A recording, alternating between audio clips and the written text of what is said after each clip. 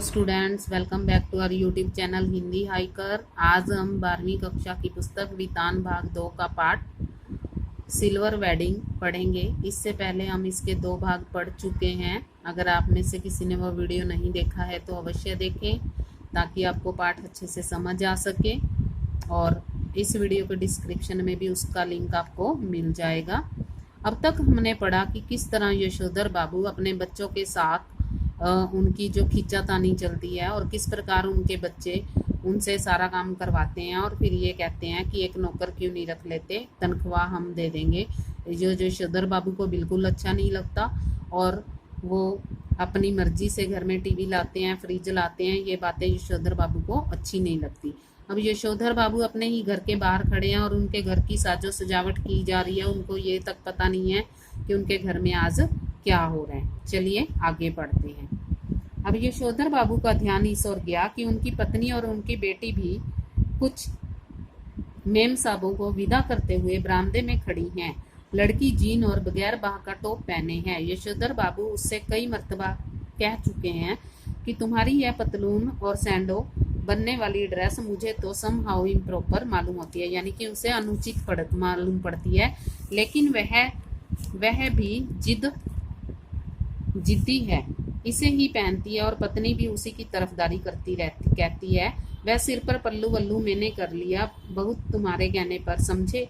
मेरी बेटी वही करेगी जो दुनिया कर रही है। उत्तरी का पक्ष लेने वाली यह पत्नी इस समय ओंठों पर लाली और बालों पर खिजाब लगाए हुए थी। खिजाब मतलब बालों को काला करने वाला द्रव्य पदार्थ।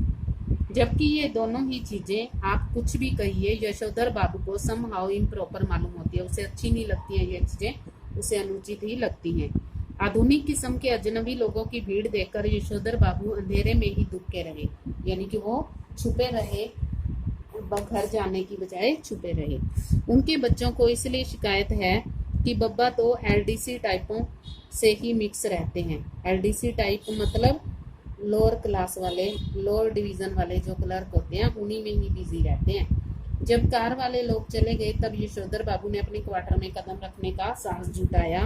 भीतर ही अब भी पार्टी चल रही थी। उनके पुत्र पुत्रियों के कई मित्र तथा उनके कई रिश्तेदार जमे हुए थे। उनके बड़े बेटे ने झिड़की सी सुनाई, बब्बा आप भी हद करते हैं, सिल्वर वेडिंग के दिन भी 8:30 बजे घर पहुंचे हैं, अभी तक मेरे बॉस आपकी ही राह देख रहे हैं। हम लोगों के यहाँ सिल्वर वेडिंग कब से होने लगी? यशोधर बाबू ने शर्मीली हंसी हंस दी। जब से तुम्हारा बेटा 1,500 माहवार महीना कमाने लगा तब से। यह टिप्पणी थी चंद्रदत्त तिवारी की, जो इसी साल SAS पास हुआ है और दूर के रिश्ते में यशोधर बाबू का भांजा लगता है। चंद्रदत्त तिवारी। यशोधर बाबू को अपने बेटों से तमाम तरह की शिकायतें हैं, लेकिन कुल मिलाकर उन्हें यह अच्छा लगता है कि लोग बाग उन्हें ईर्ष्या का पात्र समझते हैं। भले ही उन्हें भूषण का गैर सरकारी नौकरी करना समझ में न आता है, तथापि वह बखूबी समझते हैं कि इतनी छोटी उम्र में 1,500 माहवार प्लस कन्वेंस अलाउंस एंड तुम्हारा अदर पर्क्स पा जाना कोई मामूली बात नहीं है। इसी तरह भले ही यशोधर बाबू ने बेटों की खरीदी हुई हर नई चीज के संदर्भ में यही टिप्पणी की हो कि ये क्या हुई, समहाउ मेरी तो समझ में नहीं आता, इसकी क्या जरूरत थी। यानी कि उनके द्वारा किए हर काम को वो सही नहीं समझते, अनुचित ही मानते हैं। तथापि उन्हें कहीं इस बात से थोड़ी खुशी भी मिलती है कि इस चीज के आ जाने से उन्हें नए दौर के निश्चय ही गलत मानकों के अनुसार बड़ा आदमी मान लिया जाता है। मिसाल के लिए जब बेटों ने गैस का चूल्हा जुटाया तब यशोधर बाबू ने उसका विरोध किया, और आज भी वह यही कहते हैं कि इस पर बनी रोटी मुझे तो समहाउ रोटी जैसी लगती ही नहीं। तथापि वह जानते हैं कि गैस न होने पर वह इस नगर में चपरासी श्रेणी के मान लिए जाते हैं। इसी तरह फ्रिज के संदर्भ में आज भी यशोधर बाबू यही कहते हैं कि मुझे समझ में आज तक नहीं आया कि इसका फायदा क्या है। बासी खाना अच्छी आदत नहीं ठहरी, और यह ठहरा इसी काम का कि सुबह बना के रख दिया और शाम को खाया। इसमें रखा हुआ पानी भी मेरे मन तो नहीं आता, गला पकड़ लेता है। कहते हैं मगर इस बात से संतुष्ट होते हैं कि घर आए साधारण हैसियत वाले मेहमान इस फ्रिज का पानी पीकर अपने को धन्य अनुभव करते हैं, यानी कि उन्हें ये चीज़ें पसंद नहीं है, पर जो मेहमान आते हैं उन्हें ये चीज़ें अच्छी लगती हैं, फ्रिज का पानी पीना अच्छा लगता है उन्हें। और अपनी सिल्वर वेडिंग की यह भव्य पार्टी भी यशोधर बाबू को समहाउ इम्प्रॉपर ही लगी, तथापि उन्हें इस बात से संतोष हुआ कि जिस अनाथ यशोधर के जन्मदिन पर कभी लड्डू नहीं खाए, जिसने अपना विवाह भी कोऑपरेटिव से 2-4 हजार कर्जा लेकर निकाल कर किया, बगैर किसी खास धूमधाम के, अपनी विवाह की 25वीं वर्षगांठ पर केक, 4 तरह की मिठाई, 4 तरह के नमकीन, फल, कोल्ड ड्रिंक्स, चाय, सब कुछ मौजूद है। गिरीश बोला, मुझे आज सुबह बैठे बैठे याद आया कि आपकी शादी 6 फरवरी सन 47 को हुई थी, और जब इस हिसाब से आज 25 साल पूरे हो गए। मैंने आपके दफ्तर में फ़ोन किया, शायद आपका फ़ोन खराब था। तब मैंने भूषण को फ़ोन किया। भूषण ने कहा, शाम को आ जाइए, पार्टी करते हैं। मैं अपने बॉस को भी बुला लूँगा इसी बहाने। गिरीश यशोधर बाबू की पत्नी का चचेरा भाई है, बड़ी कंपनी में मार्केटिंग मैनेजर है, और इनकी सहायता से यशोधर बाबू के बेटे को अपना यह संपन्न साला समहाउ भयंकर उछाट यानी कि ओछेपन का धनी मालूम होता है। उन्हें लगता है कि इसी ने भूषण को बिगाड़ दिया है। कभी कहते हैं, ऐसा तो पत्नी बरस पड़ती है, जिंदगी बना दी तुम्हारे 2nd क्लास BA बेटे की, कहते हो बिगाड़ दिया। भूषण ने अपने मित्र सहयोगियों का यशोधर बाबू से परिचय कराना शुरू किया। उनकी many happy returns of the day का थैंक यू कहकर जवाब देते हुए जिन लोगों का नाम पहले बता दिया गया हो, उनकी ओर YD Pant, home ministry, Bhushan father कहकर स्वयं हाथ बढ़ाते, और यशोधर बाबू ने हरचंद यह जताने की कोशिश की कि भले ही वह संस्कारी कमाऊनी है, तथापि विलायती रीति रिवाज से भी परिचित है। किशनिंदा कहा करते थे कि आना सब कुछ चाहिए, सीखना हर एक बात ठहरी, लेकिन अपनी छोड़नी नहीं हुई। टाई सूट पहनना आना चाहिए, लेकिन धोती कुर्ता अपनी पोशाक है, यह नहीं भूलना चाहिए। अब बच्चों ने एक और विलायती परंपरा के लिए आग्रह किया। यशोधर बाबू अपनी पत्नी के साथ केक काटे। घरवाली पहले थोड़ा शर्माई, लेकिन जब बेटी ने हाथ खींचा तब उसे केक के पीछे जा खड़ी होने में कोई हिचक नहीं हुई। वहीं से उसने पति को भी पुकारा। यशोधर बाबू को केक काटना बचकानी बात मालूम हुई। बेटी उन्हें लगभग खींच कर ले गई। यशोधर बाबू ने कहा, somehow I don't like all this, लेकिन एनीवे उन्होंने केक काट ही दिया। गिरीश ने उनकी यह अनमनी किंतु संतुष्ट छवि कैमरे में बंद कर ली। अब पति पत्नी से कहा गया कि वे केक से मुंह मीठा करें और एक दूसरे का। पत्नी ने खा लिया, मगर यशोधर बाबू ने इनकार कर दिया। उनका कहना था कि मैं केक खाता नहीं, उसमें अंडा पड़ा होता है। उन्हें याद दिलाया गया कि अभी कुछ वर्षों पहले तक आप मांसाहारी थे, एक टुकड़ा केक खा लेने से क्या हो जाएगा, लेकिन वह नहीं माने।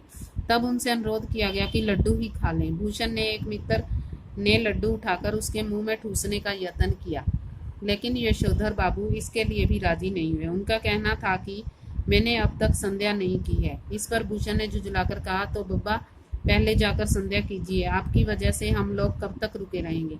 नहीं नहीं, आप सब लोग खाइए, यशोधर बाबू ने बच्चों के दोस्तों से कहा। Please go ahead, no formality.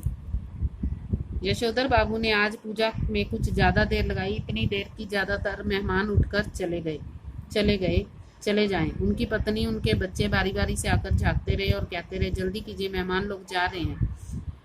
शाम की 15 मिनट की पूजा को लगभग 25 मिनट तक खींच लेने के बाद भी जब बैठक से मेहमानों की आवाजें आती सुनाई दी, तो यशोधर बाबू पद्मासन साध कर ध्यान लगाकर बैठ गए। वह चाहते थे कि उन्हें प्रकाश का एक नीला बिंदु दिखाई दे, मगर उन्हें किशनिंदा दिखाई दे रहे थे। यशोधर बाबू किशनिंदा से पूछ रहे थे कि जो हुआ होगा से आप कैसे मर गए। किशनिंदा कह रहे थे कि भाऊ, सभी जन इसी जो हुआ होगा से मरते हैं। गृहस्थ हो, ब्रह्मचारी हो, अमीर हो, गरीब हो, मरते जो हुआ होगा से ही हैं। हाँ हाँ, शुरू में और आखिर में सब अकेले ही होते हैं। अपना कोई नहीं ठहरा दुनिया में, बस अपना नियम अपना हुआ। यशोधर बाबू ने पजामा कुर्ते पर ऊनी ड्रेसिंग गाउन पहने, सिर पर गोल विलायती टोपी पहने, पाँवों में देशी खड़ाऊ और हाथ में डंडा धारण के इस किशनिंदा से अकेलेपन के विषय में बहस करनी चाहिए। उनका विरोध करने के लिए नहीं, बल्कि बात कुछ और अच्छी तरह समझने के लिए। हर रविवार किशनिंदा शाम को ठीक 4 बजे यशोधर बाबू के घर आया करते थे। उनके लिए गर्मा गर्म चाय बनवाई जाती थी। उनका कहना था कि जिसे फूंक मारकर न पीना पड़े, वह चाय कैसी। चाहे सुड़कते हुए किशनिंदा प्रवचन करते थे और यशोधर बाबू बीच बीच में शंकाएं उठाते थे। यशोधर बाबू को लगता है कि किशनिंदा आज भी मेरा मार्गदर्शन कर सकेंगे और बता सकेंगे कि मेरे बीवी बच्चे जो कुछ भी कर रहे हैं उसके विषय में मेरा रवैया कैसा होना चाहिए। लेकिन किशनिंदा तो वही अकेलेपन का खटराग अलापने का पर आमादा से मालूम होते हैं, यानी कि मजबूर मालूम होते हैं। कैसी बीवी, कहाँ के बच्चे, यह सब माया ठहरी। और यह जो भूषण आज इतना उछल रहा है वह भी किसी दिन इतना ही अकेला और ऐसा ही अनुभव करेगा जितना कि आज तुम कर रहे हो। यशोधर बाबू बात आगे बढ़ाते, लेकिन उनकी घरवाली उन्हें झिड़कते हुए आ पहुंची कि क्या आज पूजा में ही बैठे रहोगे। यशोधर बाबू आसन से उठे और उन्होंने दबे स्वर में पूछा, मेहमान गए? पत्नी ने बताया, कुछ गए हैं कुछ हैं। उन्होंने जानना चाहा कि कौन कौन है। आश्वस्त होने पर कि सभी रिश्तेदार ही हैं, वह उसी लाल गमछे में बैठक में चले गए जिसे पहनकर वह संध्या करने बैठे थे। यह गमछा पहनने की आदत भी उन्हें किशनिंदा को से ही विरासत में मिली। उनके बच्चे उनके सख्त खिलाफ थे। Everybody gone, party over. Yashodhar babu ने मुस्कुराकर अपनी बेटी से पूछा, अब गोया गमछा पहने रखा जा सकता है। उनकी बेटी झल्लाई, लोग चले गए, इसका मतलब यह थोड़ा है कि आप गमछा पहनकर बैठक में आ जाएं। बब्बा, यू आर दी लिमिट। बेटी, हमें जिसमें सज आएगी वही करेंगे, ना तुम्हारी तरह जीन पहनकर हमें तो सज आती नहीं। यशोधर बाबू की दृष्टि मेज पर रखे कुछ पैकेटों पर पड़ी। बोले, ये कौन भूले जा रहा है। भूषण बोला, आपके लिए प्रेजेंट है, खोलिए। इस उम्र में क्या हो रहा है प्रेजेंट वेजेंट, तुम खोलो, तुम ही इस्तेमाल करो, कहकर शर्मीली हंसी हंसे। भूषण सबसे बड़ा पैकेट उठाकर उसे खोलते हुए बोला, इसे तो ले लीजिए, यह मैं आपके लिए लाया हूँ, ऊनी ड्रेसिंग गाउन। आप सवेरे जब दूध लेने जाते हैं बब्बा, फटा फ्लोर पहनकर जाते हैं तो बहुत ही बुरा लगता है, आप इसे पहनकर जाया कीजिए। बेटी पिता का पजामा कुर्ता उठा लाई और इसे पहनकर गाउन पहने। थोड़ा सा नानुच करने के बाद यशोधर बाबू ने इस आग्रह की रक्षा की। गाउन का सैश कसते हुए उन्होंने कहा, अच्छा तो यह ठहरा ड्रेसिंग गाउन, उन्होंने कहा और उनकी आंखों की कोर में जरा सी नमी चमक गई।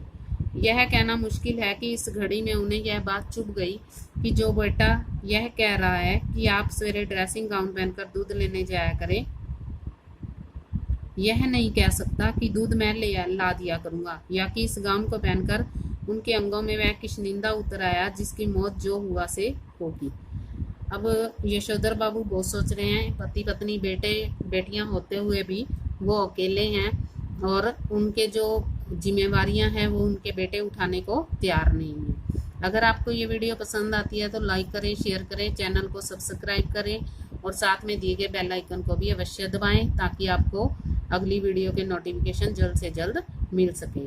और इस पाठ से संबंधित तीनों वीडियो अवश्य देखें ताकि आपको पाठ की जो कहानी है वो अच्छे से समझ आ जाए। अगर आपका कोई कमेंट है तो अगर आपका कोई सजेशन है तो कमेंट बॉक्स में अवश्य लिखें। धन्यवाद।